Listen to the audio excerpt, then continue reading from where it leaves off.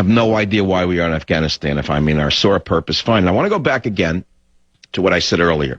Obama won, and I don't know if anyone made it as clear as I just made it for you, but this is all spelled out in my new book. I keep giving it away, and I shouldn't verbally, but all right, it's a radio show. My book will be out October 12th. I can hardly wait so I can refer the page to you. I think it's actually already on Amazon, believe it or not. I don't even want you to look, but it's up there. I guess if you look, you can see the title and everything else in the picture. But one of my fundamental clarion calls in the new book is to get the hell out of Afghanistan. And one of the ideas that I articulate in my new book coming out in October is that the primary reason Obama won was to get us out of Afghanistan. Now, the reason I say that is because you knew he was going to get the black vote, which he did. I mean, was that a surprise? No. You knew he was going to get the drug addict hippie college vote. That was no surprise. True, they drummed up a little bit more support for them than normal, but that's not what pushed him over the top. He got a large percentage of the white voter who was normally going to vote Republican, but they saw too many of their own children and their friends' children coming home in pieces or in body bags from Iraq, and they just didn't want another endless war. It went on forever. At least they could buy the crap for a few years, but they didn't want it another 10 years. They didn't want a 30 years war. They didn't want it. They didn't want their son to go over there and die. And they said, you know what, I don't really care who wins. It's all the same. They're all crooks. At least this guy, this black guy, is going to get us out of Afghanistan. I'm going to vote for him. So he won, in my estimation, about 28 to 30% of the white blue-collar vote that would normally have gone to McCain. But they knew McCain was full of crap, and he was a continuation of Bush. So they said, all right, we'll vote for this guy. We don't know what the hell he's going to do. We don't care. They're all the same, blah, blah, blah. At least we won't have to worry about our kid coming home, mutilated or dead. So they voted for him, and guess what happened? He sent 30,000 troops to Afghanistan virtually 2 months later, 3 months later, and no one even noticed it. Nobody, not a word.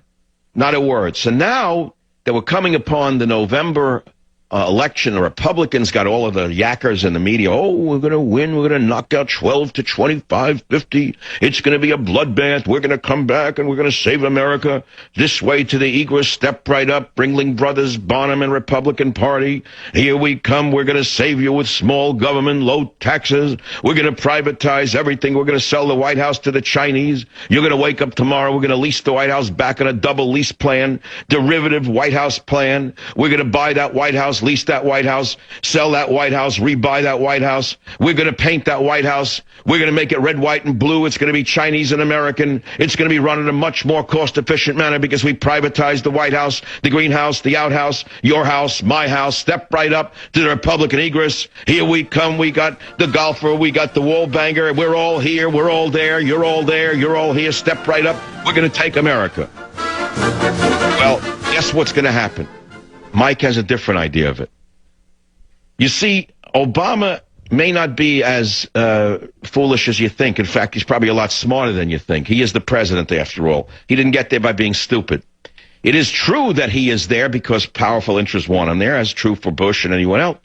But the fact of the matter is, the people who put him in power may want him to stay in power. They may not be ready yet for the old regime to come back, because the new regime has not yet mined all of the ground yet, so to speak. There's plenty of fish yet to come out of the pond before they bring back the next team. So what they're going to do, and you don't have to be a genius to see this, all you have to do is keep watching the bouncing ball. They just moved another aircraft carrier group into the area. Another one went in there. They're moving troops. They're moving men. Israel suddenly is our best friend again. They probably told Netanyahu, don't worry, Bubala. There's going to be plenty of gefilte fish in your future. Don't worry, we're sending the matzah packages. We're going to bomb Iran with you.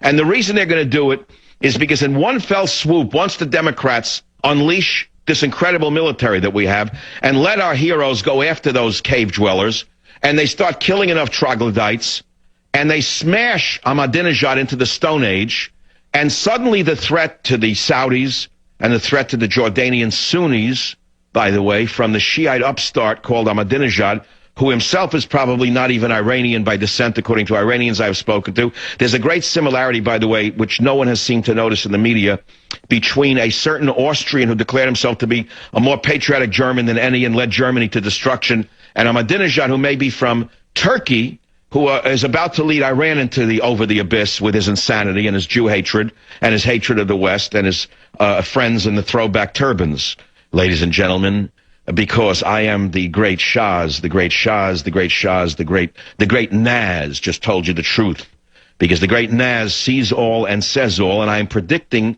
that the war will come not in August, not the drums of August, because the election is not in September, and since the American moron cannot remember anything for more than approximately 12 or 13 seconds, the war might have to come a day before the election, but I think that might be too close to the election for them to actually even know that it happened, because they won't heard about it on the radio until so they have to do it perhaps 2, 3 weeks, 4 weeks before the election. My guesstimation is October surprise will not be a surprise to yours truly. The October war will no doubt roll itself out, and one night you'll wake up at 3 in the morning with your great insomnias across the land, and you will hear the roar of the B-2s leaving the air bases once again on a mission, a milk run to Ahmadinejad's homeland. Now, of course, it will not be a devastation of the Persian people, because they're a wonderful, beautiful, advanced civilization, and nobody wants to decimate the people themselves. But it will be a surgical bombardment, as we all understand, of the nuclear facilities, which will certainly not devastate all of them, because they're so deeply within the ground. But God only knows what weapons we have. I don't know how deep these bunker busters can go today. I suspect it will put them back maybe 25 years. There will be a regime change. The women will be able to take off those filthy burqas. The women will be able to drive cars again.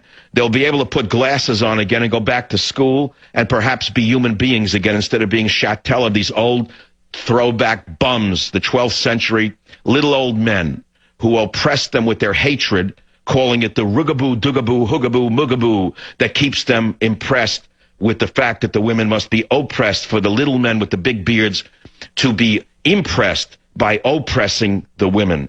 And that's my prediction for October. We are simply a small nation, a degenerate nation, a weakened nation, a hollowed out nation, and soon the enemies who have put us in this position will make their move. I can guarantee you, as I sit here, it will happen. They've already gone after our currency. They've tried to steal our currency and our treasury. They did a very good job. The only good news, if you want me to stop being so pessimistic, I realize many of you think that you have to be optimistic to be an American. You think that optimism is part of the American way. Well, good luck to you. If it works for you, God bless you. I've always used pessimism myself. To be very frank with you, I've been cynical and pessimistic since I'm about 7 years old, owing to the life I led, and owing to the blows I've had to take, and owing to the fact that I know reality. So to me, pessimism and cynicism has always worked. So it worked very well, frankly. So there's no point changing horses in midstream, and I'm way past midstream, by the way, and I'm not talking about a visit to the urologist. So now we'll go on to what I was saying to you before I got so easily distracted, because I am past that point. I forgot where, I swear to God, I'm just so giddy with a feeling of relief that so many people are finally coming to understand how they've been hoodwinked, and hoodwinked in a way that's so dangerous. It's unbelievable to me. And you realize that the one thing we had that was firm was our borders, until Clinton came along. Yes, it was Bill Clinton who started to erase the borders. Yes, it was Bill Clinton who got out that big eraser when he tried to pass NAFTA and GATT. And suddenly, I do remember very clearly, there was an INS commissioner. I can even remember her name. Her name was Meisner. Oh, yes. Yes, it was indeed. I have a memory like an elephant. It was old Doris Meisner, I believe, who ran the, not the IRS, pardon me, the INS, the Immigration Naturalization Service. And it was she who said we must erase the border. She worked around the clock to dissolve the border with Mexico for all the reasons we know, and we don't have to go into it. So it started with Clinton, it escalated with Bush, and it's almost catastrophically over under Obama. But they are simply the tools of the oligarchic gods who have put them in place to erase the border. They need the factories and this and that, and we're just simply a small market for the newly created world economy. And if you look at the world economy and you see the number of consumers in China and the number of Buicks they're selling in China compared to the number of Buicks that they're selling in Brooklyn, you understand where this country has gone. In years past, your grandfather would have bought a Buick, whether it was the Buick Roadmaster. If he was near a Rockefeller, he got a Roadmaster. If he was a Rockefeller in Brooklyn, he bought a Cadillac. a Cadillac, and if he was really a rich one, he went from the 62 to the 82 to the Fleetwood. But today, those days are gone. He doesn't buy the Buick anymore. It's the guy who came out of Tibet, and he's gone from a Paddy to a Caddy in virtually one generation. That's the new buyer for General Motors, from a Paddy to a Caddy in one generation. I'll be right back. Savage. For all things news and talk radio, visit trncentral.com. Is your computer running slowly? Thinking about buying a new one? Don't waste your money. Your computer could be infected with spyware, malware, viruses, registry errors,